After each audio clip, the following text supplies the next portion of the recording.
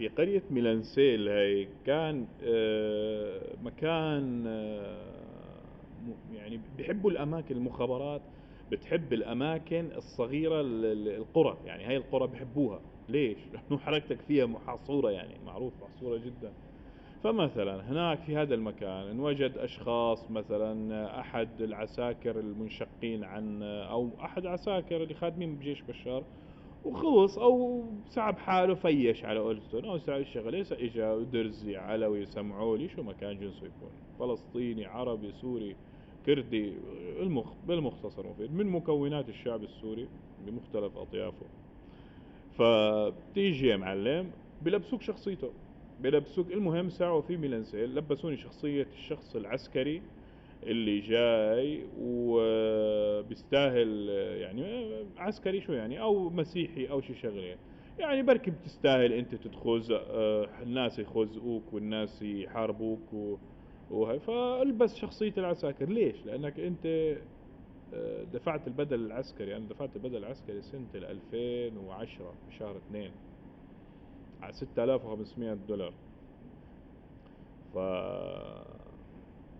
ما عندهم مشكلة، لبسوا شخصية العسكري. فالسويدي شو تقول عسكري؟ أنا هون قدمت لهم إنه دافع بدل عسكرية وطالع بعثة وغيره. طبعا السويدي له رجله، عشت ولا مثل الكلب. إيه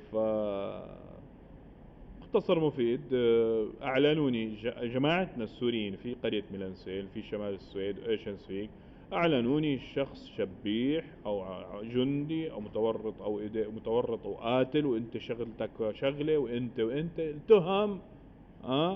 تهم أبالسة، وبيصلوا وبيصوموا وبيعبدوا الله. وبهالقرية هي حسان نعناع سنة جديدة من ناحية بسم الله الرحمن الرحيم. خطبة الجمعة عملوا بالشقة اللي احنا ساكنين فيها، بالعمارة احنا ساكنين فيها، في بالبدروم، في مثل غرفة، راحوا عملوها مسجد. مسجد مكان مصلى حلو، حطوا كم مصحف ويا معلم صلي. نزلنا نصلي، كان في حلاق شامي لك عمو من تبعية المهم نزلنا لها تحت صلي صلاة الجمعة. اذا الخطبة يا حبيبي على كيف المعلم الشامي، شلون؟ وإن بيحكي الخطبة وبست حكي بيسبك حكي بيخطب قال الخطبة، وقال الخطبة من ضمن الحكي قال هيك: ولو كان، أنا مو لأني تركت موسكو، ولو كان طالبا لصبر الموضوع مسخرة. بطلت خطبة جمعة. لسه قبلها في جنوب السويد كان هناك وجد شيخ نظامي بكامب لونديغورد بأولاند، بيقولوا لها هيك أولاند، هي جزيرة جنب كالمر، تابعة لكالمر. هذيك المسجد مسجد على كامب على البحر. هناك نفس الشيء، الاشخاص هناك يقعدوا. حطوا واحد صومالي وراي اسمه ادريس وقتها، قال يقعدوا. انا اعلنوني هناك علوي وشيعي. كان يجي واحد لبناني معه جازيل، اللي هو جازيل يعني سيارة نص شحن، يجيب فيها اكل اكل منتجات سورية ولبنانية وغيرها وعربية، يعني اكل عربي، ويجي يبيع بالكم، يبيع للاجئين. ففي اشخاص مثل معارضين نظامي، فحاولوا حاربوه منعوه. انا ما فرق معي، قال اجتمع شيخ الجامع. وفي طبعا هناك نوعين، اشي مؤيد واشي معارض. أه فاجوا وقتها قال اجتمعوا، قال بدهم يفوتوا له هذا اللبناني ابو الجزيل ابو السياره هاي لحتى يبيع، ومنعوه يفوت على الكم واشتكوا عليه. في واحد فتح دكان بالمسجد هذا. المهم بالمسجد هذا انا قاعد في خلص مو اعلنوني كافر وبسكر وبحشش من ايام الكامب. لسه ما قربنا على السعوديه، لسه ساعتي ما معي هاي من سنه 2014 يا سيدي الكريم. اعلنوني كافر. فايت على المسجد، اللي هي شخصيه حسن منصور. حسن بيحب يتمسخر استغفر الله العظيم على الدين وعلى اللاي، بيجيب نكت عن بوذا وعن المسيحيه وعن الشيعه وعن الاسلام. مثلا في بيحب نكته يقولها: في واحد بوذي قال، في واحد جابوا مسلم وبوذي ومسيحي وما بعرف مين وشيعي وغيره، قالوا يجتوهن من فوق الهاي. قال إيه، شوف اللي دينك صح، اذا دينك صح وربك بيحميك. اسمع كيف النكته وسخه: اذا استغفر الله العظيم دينك صح وربك بيحميك، قال شوف مين بينجي. قال زدت المسلم طج مات، زدت ما عارف مين طج مات، زدت المسيحي طج مات. قال زدت البوذي، قعد يقول بوذا بوذا. قال هيك، قال نزل هدى شوي شوي وقام نزل ماشي.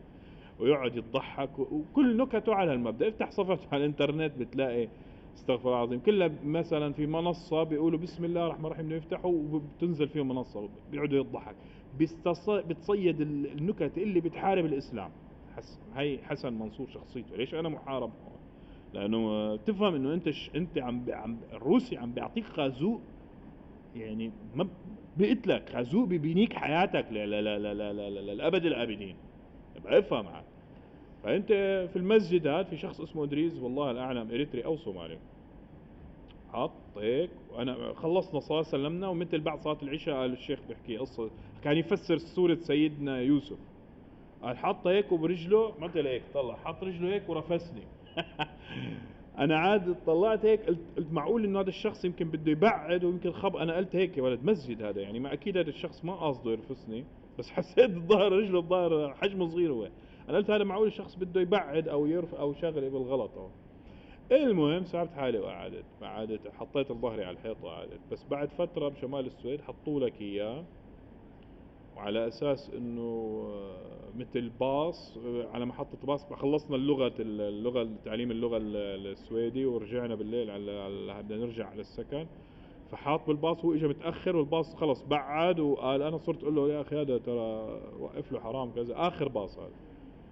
فهون شوف انت هون عملية الشخص اللي بيبعصك وبيعتبرك كافر وبيعتبرك زنديق وبيعتبرك انت شخصية حسن.